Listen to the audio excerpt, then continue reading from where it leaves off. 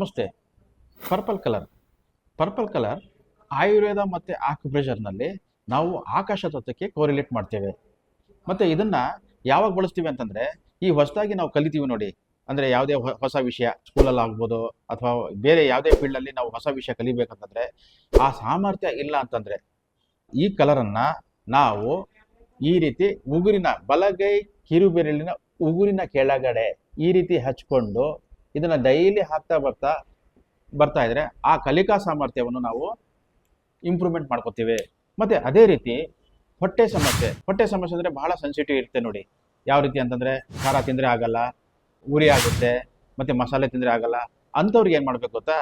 ಮತ್ತು ಅದೇ ಬಲಗೈ ಉಂಗುರದ ಬೆರಳಿನ ಈ ರೀತಿ ಫಸ್ಟ್ ಹ್ಯಾಂಡ್ಗೆ ನಾವು ಇದನ್ನು ಹಾಕ್ತಾ ಬರ್ತಾ ಬಂದರೆ ಆ ತೊಂದರೆಯಿಂದ ನಾವು ಗುಣಮುಖರಾಗ್ಬೋದು.